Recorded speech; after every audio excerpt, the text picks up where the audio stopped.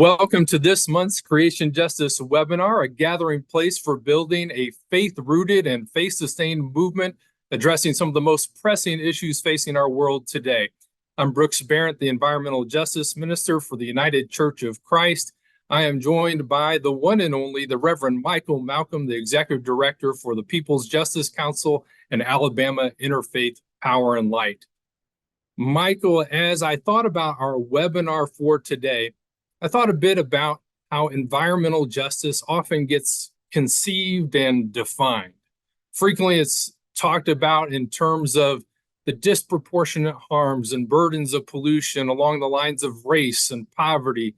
Sometimes that gets expanded into talking about not just the unequal distribution of harms, but the unequal distribution of environmental benefits and clean air, clean water, maybe even green jobs.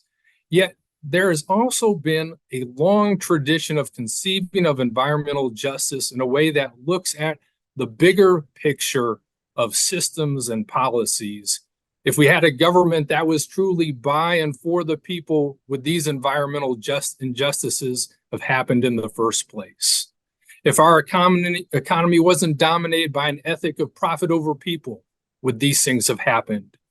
These are the types of questions that often become inescapable when we are thinking about issues pertaining to water justice in particular. One's concept of justice quickly has to expand when thinking about causes and thinking about solutions. What are your thoughts, Michael, as we get going for today? Yeah, Brooks, thank you. I normally save my call to action until the end of the webinar. I'd sprinkle it throughout the webinar, but today I'll introduce my call to action at the opening in order to help us to frame this conversation. While we are expanding our concept of justice, I'd also like for us to expand and consider expanding our compassion. In our Christian scriptures, we find Jesus was moved with compassion. It is a testimony to Jesus's motivation. It is also a testimony to the effects of compassion. Compassion moves us. Compassion is, after all, that human disposition that fuels acts of kindness and mercy.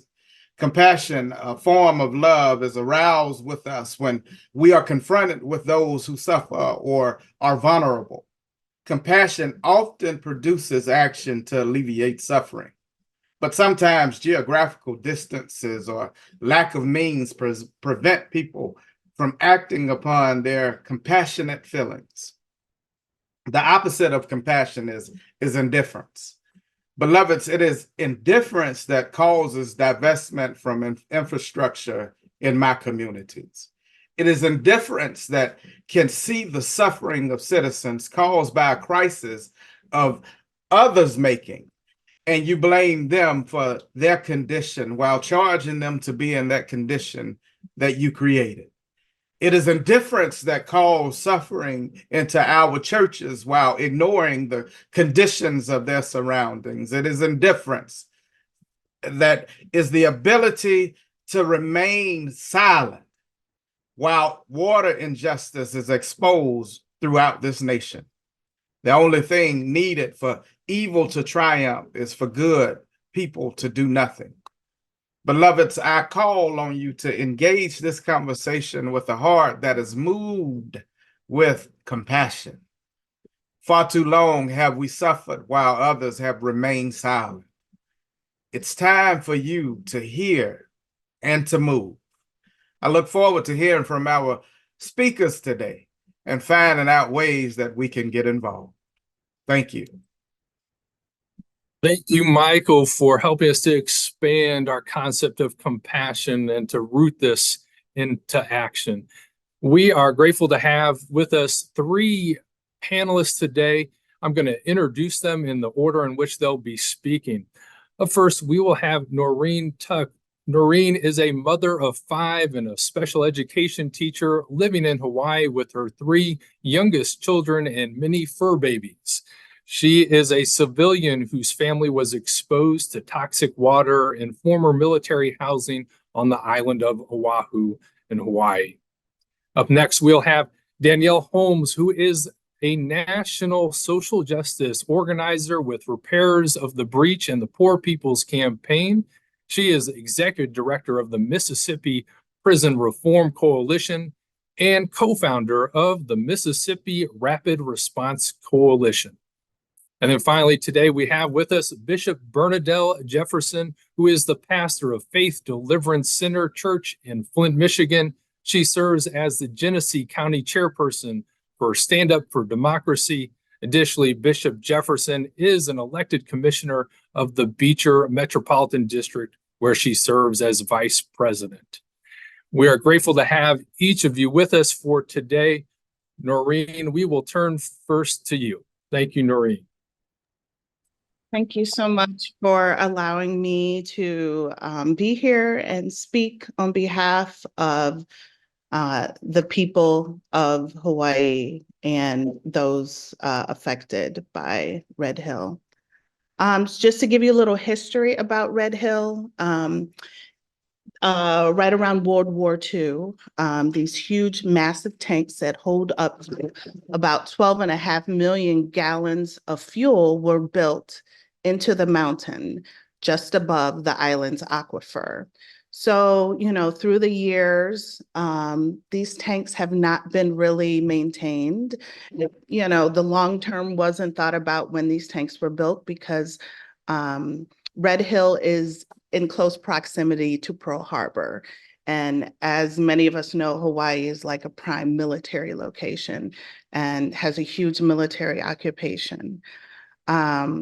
So it came out recently by the Board of Water Director, Ernie Lau. He said there's an estimate of about 2 million gallons of fuel that has leaked into the aquifer in the last 80 years. To give you a little information about myself, I moved to Hawaii in about July of 2021 with my family, my 3 children, and our pets. I left Cleveland, Ohio, and wanted a new start, a change. There were some unjust systems that we experience in Ohio. So this was like our happily ever after, supposed to be. So I moved into former military housing, and I didn't know anything about, all I knew was it was former military housing. So in November 21, about 14,000 gallons of jet fuel leaked into the aquifer. Now, I heard about it, or leaked from the tanks, I should say. Now, I heard about it, but again, I'm in civilian housing. We weren't informed. I had heard about it. It was horrible. And, I invited a couple family members that live on the island over for Thanksgiving dinner, and I fed them a poisonous, Thanksgiving meal because that's the water I use to cook for Thanksgiving. It wasn't until about like early December that I realized that other people in the community were having some symptoms, vomiting, headaches, skin rashes, and it dawned on me, oh no, there's something wrong. My family was experiencing things, and then I looked on the community websites, and some people had worse symptoms. So it wasn't until like end of December that the property managers admitted that we were on these Red Hill water lines. So we were gaslit and told, oh, the water is fine, but out of an abundance of caution, you might want to not use the water. So, I mean, I remember one day I was talking on the phone to a friend and I felt nauseous and I drank water and I was further poisoning myself and my family. So, fast forward a little bit further, some weeks later, my daughter's having difficulty walking. I took her to the hospital. They didn't even want to acknowledge the fact that there were so many of us who were affected, and that, this fuel leak could have been the reason why, our exposure. So I was living like I was camping. I was expected to pay rent. I could not use the water to shower. I could not use the water to drink, just all these things that you take for granted, that, you use water for. And I decided to move. I had just had surgery, so lugging jugs of water every day. And though they did somewhat provide it, by the time I got home from work, there was no water left. So if you can imagine, having to wash dishes, one of those big 5-gallon jugs you use just to wash dishes every day. And I was having to pay for it.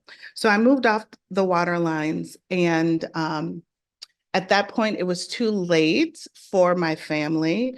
My daughters are hypersensitive to all water on the island, which tells me that the contamination is more widespread. Maybe not to the degree that the Red Hill water lines are, but yes, there is fuel in the island's aquifer. There's one aquifer for the island. So anyway, I began having more medical issues, constant migraines, brain fog, memory issues, diagnosed with a myriad of things, nystagmus, my thyroid went bad, balance issues, but it affected my daughters the most, and it affected their brains the most. It began with anger and rage, and then moved to depression. And these are 9, 10, 11-year-old children. Debilitating anxiety. One of my daughters just spent days in bed. To the point where I was writing suicide notes at 10 years old. They were in and out of the hospital. And after months and months of decompensating, she entered a state of delirium. She was in this state for approximately 5 months, and in and out of the hospital. I'm begging for answers, for help. And the hospitals would not acknowledge or even, consult with those that might know what was going on with her. So during that state of delirium, she had no impulse control. She would run out the house all day and night. We had to find a way to put locks on the door so that she could not lock us out. Some days she couldn't talk when she woke up, so she would write things on the walls. And this was a very bright and caring and creative, artistic, just, happy child. Both of my children were happy before this all happened. So she was diagnosed with toxic encephalopathy. And basically, this is brain damage due to toxic exposure. So, she was having seizure-like behavior. And again, very difficult to find medical care,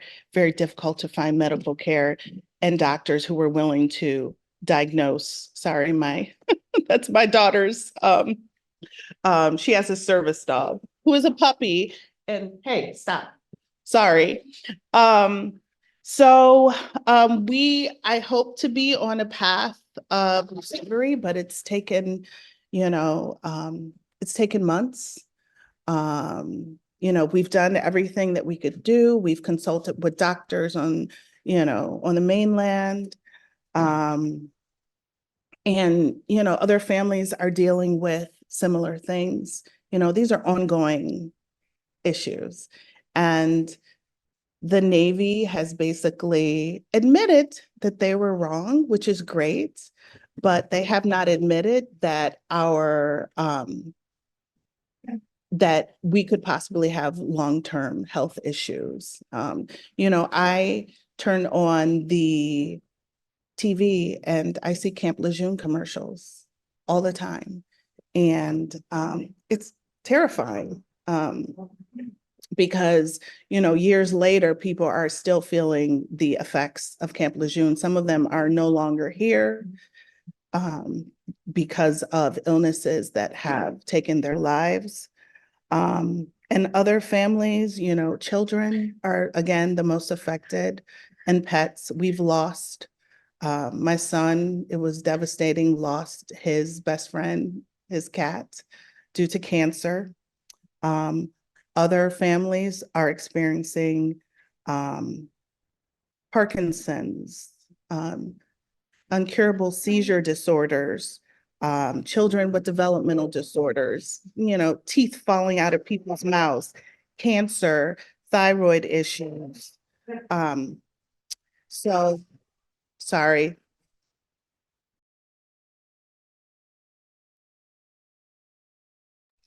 So sorry. One of the kids woke up and got the dogs all riled up. So I mean, these issues are ongoing. And the military has not been forthcoming with what exactly was in the fuel. So here we are trying to, piece together and find out what exactly we were exposed to and find treatment. And many families have left the island. I chose to stay, but with safeguards, I've got heavy duty filters on my house because my daughter can't even wash her hands using the water without having severe reactions. I've got a huge basket full of medicine that we've all been given for treatment. It's ongoing, and again, it's still happening. Those who are still on the military lines are experiencing, seeing things in their water, experiencing, they've tested the water and there's TPH in the water. So that's some sort of fuel or some sort of, contaminants, toxins in the water. And, the military has done well with gaslighting and, not answering questions, getting teams together, spending a whole lot of money to convince those of us who are experiencing it and getting, the test results and finding that there's still fuel in the water, getting them to just, go away or accept what is. So this has been an ongoing issue, and will continue to be. It's going to take years to eliminate all these fuels, these wells, to clear up the water system. And like I said, it's ongoing, and we're just seeking justice and understanding and accountability from the military. When it's the government that does this to you, it's mind-blowing. We all have brain injuries due to our exposure. And PTSD, something so simple as going to a restaurant and ordering water. Like, we don't order water. We don't order drinks with ice in them. Those of us who have moved off the island are still, afraid of drinking water. We bring water bottles into restaurants everywhere we go. So, like I said, it's ongoing. We are still experiencing the effects of our exposure. And I guess it's a to be continued. Thank you. Thank you, Norine. Our hearts are with you and your family, and we really appreciate your sharing with us today. We'll transition now to Danyelle Holmes. Good afternoon, everyone. Again, I'm Danyelle Holmes, and as you all know or don't know, I reside in Jackson, Mississippi, and just wanted to offer up what we're dealing with here in the city of Jackson and the real seriousness and dire need of this actually getting across to the country and putting Mississippi on full display. And so I'll start by saying that, Jackson's water crisis has been a slow-moving disaster as a result of decades of anti-Blackness, environmental racism, and historical inaction. When Jackson's racial demographics shifted from a majority white city to a majority Black city in the 1970s and 80s, well-documented infrastructure divestment followed, depriving Jackson's residents of equal protection under the law. Now that the federal government has publicly committed to investing in Jackson's water system, the process of rebuilding Jackson's water infrastructure should be fully transparent to the people mostly impacted by the problem. However, after the Department of Justice filed its lawsuit against the city of Jackson last November, in U.S. versus the city of Jackson, there is a negligible transparency, and the current remedial process is shrouded in secrecy pursuant to confidentiality order. And because of this confidentiality order, two community organizations who work heavily across the state of Mississippi and here in Jackson, Mississippi, mainly around the water crisis, which is People's Advocacy Institute and the Mississippi Poor People's Campaign.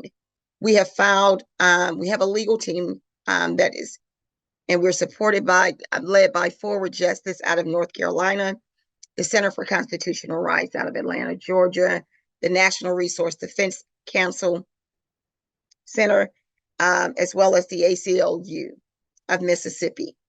And so while we're encouraged by the steps that the city of Jackson has taken to keep residents informed of the progress, the city does not maintain, and we filed this lawsuit to intervene so that we could have a seat at the table and be informed of what is actually happening as it relates to our water and sewer infrastructure. And so the city does not currently maintain the control of the water system. The water system is operated and controlled by the appointed interim third-party manager by the name of Ted Hennepin, and recent actions by the ITPM have given us grave concerns and damaged trust with the community. As recent as a few weeks ago, an article surfaced where the third-party interim manager had actually overspent $6 million of its budget and only had $73,000 left in the coffers. And EPA has since implemented a process, whereas the third-party interim manager could just no longer go out and give out lucrative contracts. There was no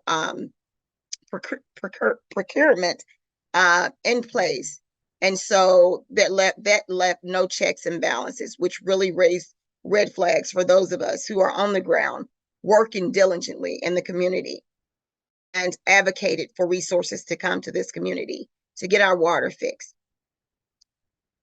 For example, as further detailed below, the ITPM's actions have caused low-wage workers to lose their jobs. A lot of City of Jackson's workers that worked in the water and sewer department lost jobs, when in actuality, when the interim third-party manager came to the city of Jackson, he promised to ensure community that there would be no job loss, and that the goal was to get those individuals working inside of the water treatment facility plant to a place where they will be able to run Jackson's water independently once the water infrastructure was completed and fixed. The ITM third-party manager failed to provide adequate immediate financial assistance to community members who were struggling to pay their water bills and engaged in high-profile public conflicts with the city that raised questions from community about accountability to elected officials representing the voters of Jackson. In this confidentiality agreement, one of the conditions was that the interim third-party manager was to remain neutral in this process. We have not received since coming into the community, patting us on the back, saying that he thanked us for the work that we had already done. There was a commitment to work with community. He made sure to let us know that the attempt for the legislators taking over or wanting to take over Jackson's water was nothing more than a money grab. I don't know what happened in the interim of all of these agreements and promises made to the community, but somehow the third-party interim manager flipped and is now saying that he has, went back on every promise given to community. He's also gone as far as to say some of the things that he promised the workers and those grassroots organizations leading this effort and helping the city to make sure that all of its residents had access to clean and safe drinking water. All of that is now gone out of the window. And so here we are battling with a interim third-party manager to not only make sure that Jackson's water is fixed, but now we're battling with him as he is taking on a position with the conservative leadership of the state of Mississippi, who has done nothing but try to overtake and attack the leadership in Jackson and rob the city, the blackest city in America, of its resources. And so we are here today under the interim stipulated order. It holds most of the decision-making power over Jackson's water and determines who can take part in fixing the water infrastructure with few limitations and little oversight. The third-party interim manager, during an interview at Millsaps College, went on record to say that he had been giving more power than he would have given himself. And that again raised red flags, because at this time, we're beginning to see lucrative contracts going out to vendors such as Jacobs and other high-profile vendors who have historically taken advantage of the city of Jackson prior in its attempts to try to remedy some of its water infrastructure problem. It was the interim third-party manager who made community aware that many of the city's vendors had been blatantly just overpricing and billing the city for erroneous charges that should not and were not warranted. However, we are still seeing now that this same third-party manager has now getting in the bed and giving these same vendors contracts that he once critiqued.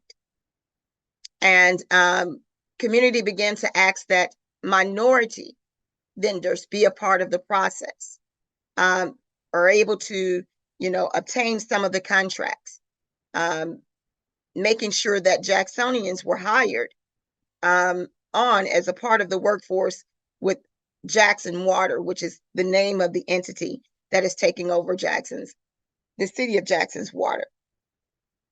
And so Jackson's residents, as it stands currently, are locked out of the legal process that will decide the future of Jackson's water system.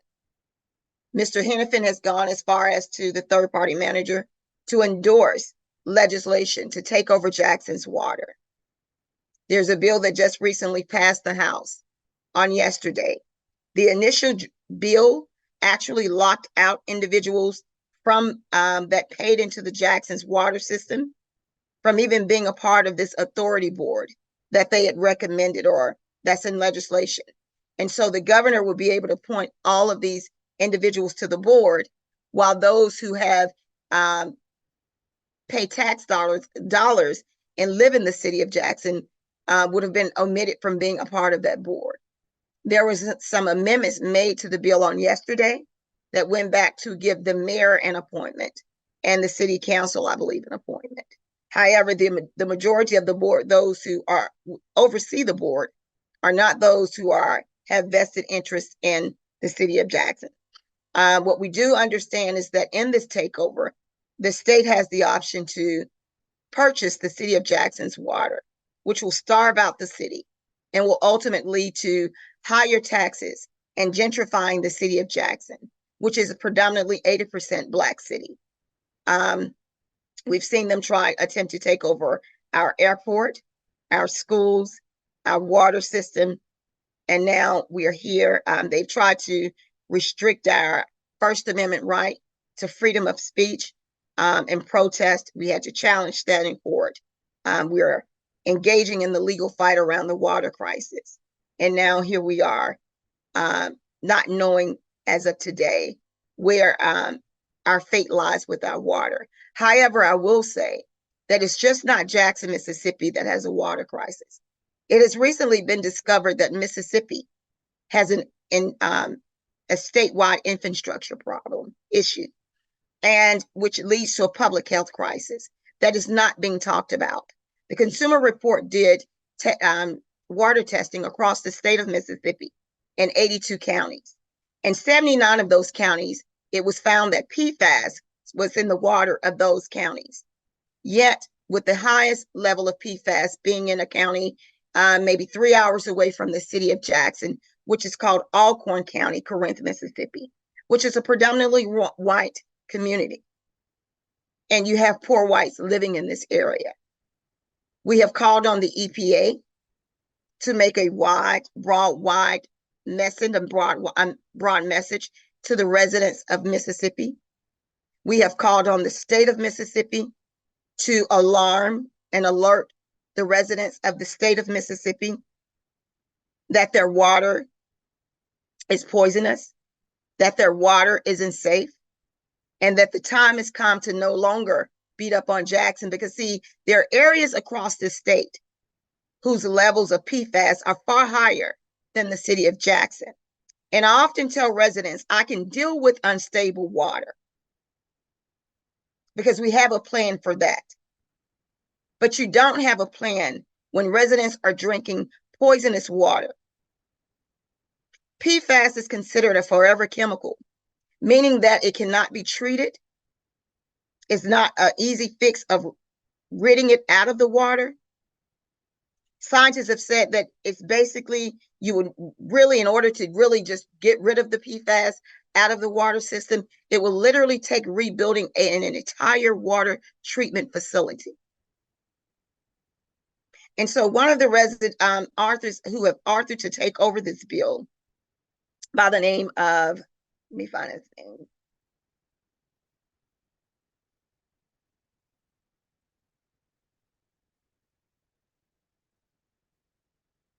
I can't find his name, but he's from 3 hours away from the city of Jackson. No vested interest. City council members have asked, the administration have asked, why are you so, and senators, Mississippi senators have asked, this particular senator that introduced the bill, why are you so vested in taking over the city of Jackson's bill when you, a water system, when you live 2 or 3 hours away?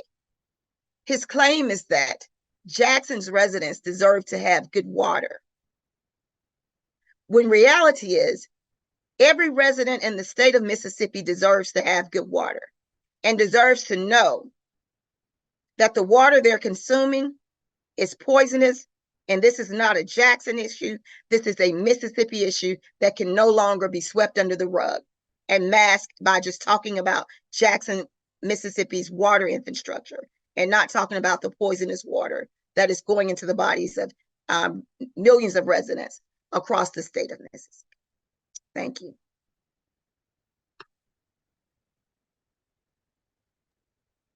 Good afternoon. Thank you, Danyelle, and we'll turn it to you, Bishop Jerfferson. Good afternoon. Our stories are so parallel till I was just shaking my head. One of the differences is that our water crisis, our water disaster was man-made. It was man-made. It could have been prevented. In April of 2014, April the 25th to be exact, 2014, the water was changed over from the Detroit water system to the Flint water system.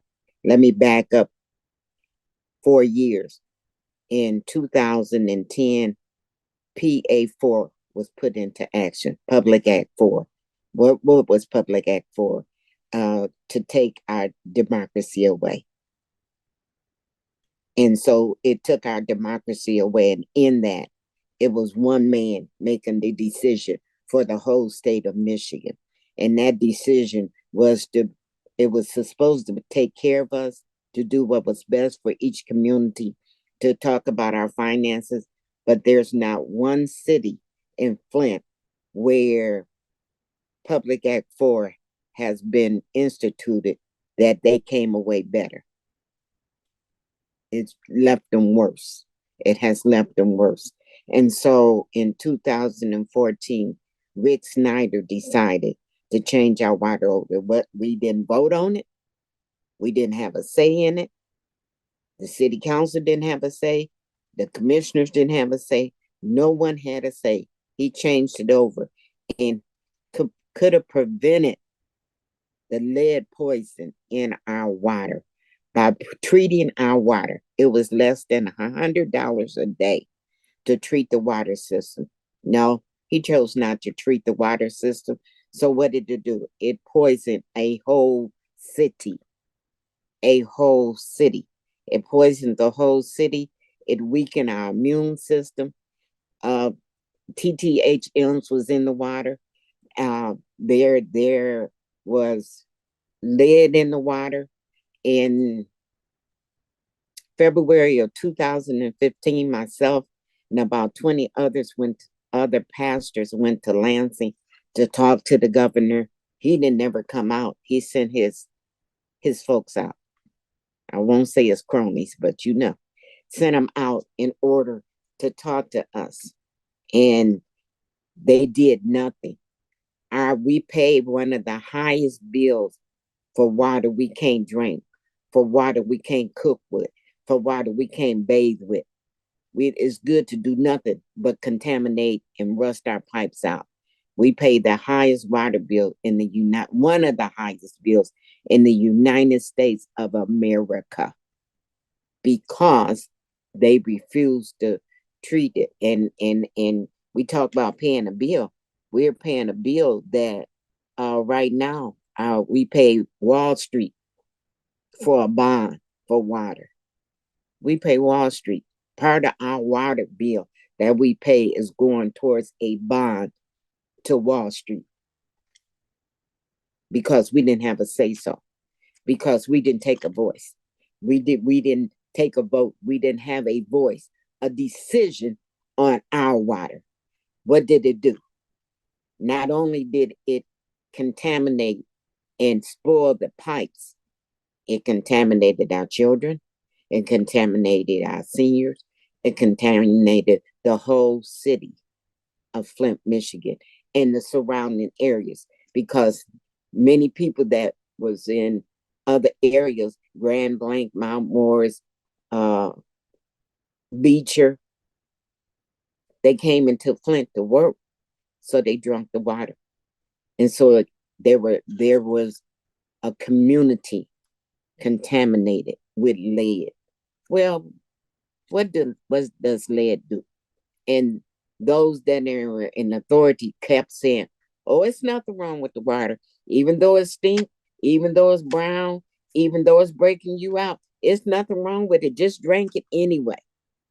And we, on April the 25th, 2014, my grandson brought me a glass of water, and it was bubbling. I said, I don't like hot water. He took it back. He said, Granny, I ran it. He ran it, and I tasted the second glass of water, and it left a film in my mouth. And from that day on, I didn't drink the water. I am part of Caution, Citizens Advocating United to Inform and Organize for New Direction. I am part of Democracy Defense.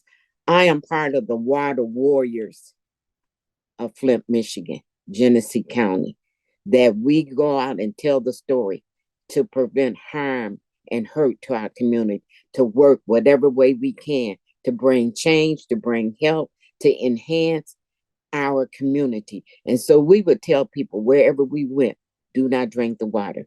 Not only did we tell them, do not drink the water, but in August of 2014, we started a water distribution system with one of the pastors here in Flint. We had it where you could bring water in or you could pick water up. That was in August of 2014. In January of 2000, in December of 2014, Governor Snyder said Flint wasn't worth coming here to see what the problem was. So, and then in January of 2015, one of the pastors, because people that I knew all around this nation was saying, Bishop, they were bringing truckloads of water. And she said, Pastor Willie Ruth Moore said, you can come. I have a gym. And my youth and other youth from the community, they worked every day, either stacking up water or passing out water. They dedicated their Saturdays. They dedicated their weekends. Whatever day people would bring water in, they dedicated in passing out water or taking in water. We did that. We didn't get paid for it. We didn't get no assistance. We didn't get no help, even though later on in the year, the fire stations was passing out water, one case of water to wash with, one case of water to drink, one case of water to cook, just one case per family. It took that much gas to go pick up the case of water. And then in order to, if you 2 people, 3 people, 5 people in your family, one case of water to cook with, and being people of color, when we cook greens, it takes 4 or 5 gallons of water to wash greens in order to have a nutritional meal. We couldn't do that, but we worked together and we passed out water. We delivered water. I remember on one occasion that a church from Kansas City, Missouri, had brought a truckload of water, and one of the members of the community, which was blind, said that we took her some water, and her neighbor next door was an elderly woman, and she said, can I give her some water? I said, no, baby, you can't give her no water. We'll bring her some water. We took the neighbor next door. They were having it at the fire station where you had to pick up the water. What about the people that couldn't pick up the water? What about the people that couldn't have transportation? What about the undocumented people that were afraid to open up their door? So they didn't even know that we had a water problem, that we had a water crisis, a water disaster. If they had deemed our city a disaster city, we would have got help, more help, in order to bring change, in order to help our community, in order to rebuild what Rick Snyder had messed up. Y'all asked me to talk, and it angers me to think that one man could contaminate and poison and kill a city and nothing be done to him. No accountability. Nobody had to pay for it. Those are our stories are so parallel but I want you to know our problem was man-made. It was not made by the infrastructure. Oh yeah, after the pipes were destroyed and contaminated with lead, then yeah, the infrastructure. And you can't see my whole shirt, but Flint is still broken. And in April the 25th of 2024, it will be 10 years. 10 years, and we are still broken. We still need to be made whole. Our pipes still need to be fixed. We need What do we need? We need health care. We need universal health care. Free universal health care for all. Because the stress of the water crisis disaster, it was made by man. So why man can't fix it? Why it can't give us universal health care? They've done it in Libby, Montana. They got Medicaid for all. So why they can't do it here in Flint, Michigan? Or why they can't do it in the United States of America? Because Flint is not the only person that's been broken. Flint is not the only place that need help. Flint has not the only one has been contaminated with bad water. Come on. So we need universal health care for all.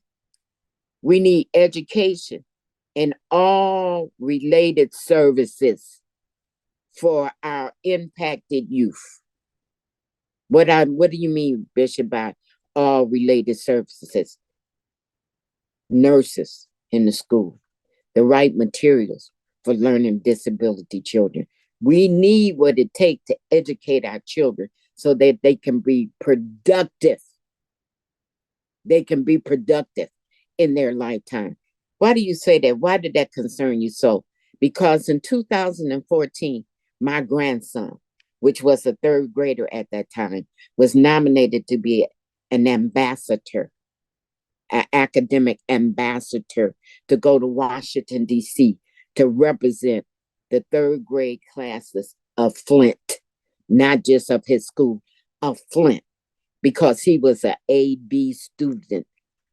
In 2015, when he was supposed to go to Washington, D.C., he was not able to go because he was no longer an A-B student. He was a D-E-F student because he had been contaminated with lead. And so it messed up his mental capacity. We don't know yet. We don't know yet the effect on our children, on our youth, on our elders, on our people in Flint that the lead has done to them because they don't know all the contamination. It doesn't know the effects of lead to a human body. It was not designed to be intaken by humans. No amount is safe. And so he was infected with lead. And so now he's still in school. He was supposed to graduate last year. He has not graduated yet because he went from an A-B student to a D-E-F student, one that could not sit for 5 minutes, one that could not take multi-directions, stand up, go over there and put that down and pick this up. No, you had to give it to him one at a time so he could process. I had a talk with our Sheriff Swanson, that when you stop our citizens, you have to understand that they're not being disobedient or unresponsive, but you have to give them one instruction at a time because they can process 3 or 4 things at one time. And I don't want them killing our people unnecessarily because they think they're ignoring their directions. They just can't process them. We have to understand we have been contaminated with lead, and it has created a problem for all, not just for one, but for all. So what does justice look like? When decisions are made regardless of race, creed, color, or gender, that's justice. When all human beings are treated equal and fairly in every area, because we all come from the same source, and we all are one. Yes, we are. Equality, equal justice. That's what we need for all. Water must be inspected and certified pure, clear, and safe drinking water. Safe Drinking Water Act 399 of 1976. It needs to be updated. What was going on in 76 has changed tremendously in 2024. So it needs to be updated. It needs to be revisited. We need legislation that will prohibit investors from owning, purchasing, and privatizing our water. Make it illegal to privatize water. Right now, Flint is paying Wall Street for a bond for our water, the water wonderland. Michigan is called water wonderland.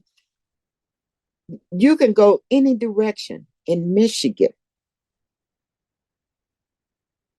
in 10 miles and run into water. And now they privatizing our water. Help us today. We need to change. And we need those that have been voted to make a difference, to bring a change. They need to begin to work for the people and not for themselves. They need to begin to work for the people and not for the system. They need to make a change that will make our nation, the richest state, the richest United States is one of the richest, and we have the poorest health, the poorest aid to the people. But what are we doing? What are we going to do to bring change? What are we going to do to make justice happen now and not 50 years from now? Are we going to continue to fight over and over for the same thing? Or are we going to fight to bring change? Thank you.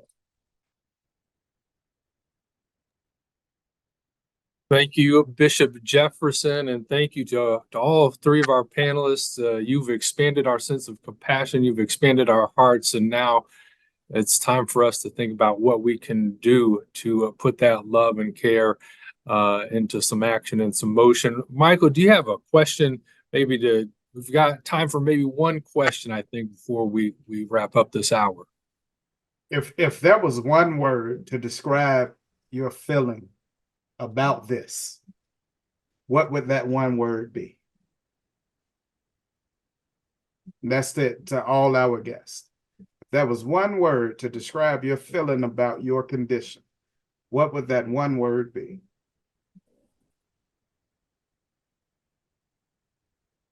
I think mine would be hurt. That's what came to mind. Hurt.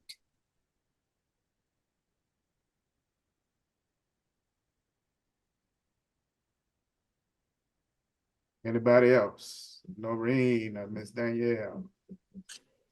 I have several words, but definitely I just want one. painful. Painful. I just want one to would keep just it say, clean. yeah, painful. Devastated. Devastated.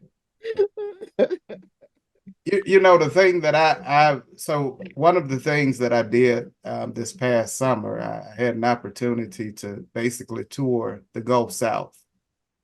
So I spent some time in Mississippi. In fact, next week I'll go back to Mississippi. But during that time of going throughout the Gulf South and visiting some of our rural communities throughout the Gulf South in particular, one of the things that really kept resonating, or themes that kept resonating, was this feeling of abandonment. And as I listened at the various stories that you all gave to us and your experiences, that's the one word that I came away with, this sense of abandonment. And as a Black man who has a Black family, raised in a Black community, and been part of Black church my whole entire life, that is often the theme of our experience when it comes down to our governmental institutions and those who we expect to protect and serve. It's this feeling of abandonment. And I have to ask the question, how long? How long will we have to feel abandoned while others remain silent? And I also use that to call on, once again, those who will listen to us today, those who have listened to us today, that now is the time. You've heard the stories, you've heard the pleas. Now is the time for us to act. Now is the time for us to act. We can no longer sit in silence while our brothers and sisters, our community, our family feels abandoned. We should be moved by compassion to want to get involved and do something about it. Thank you, and God bless you all.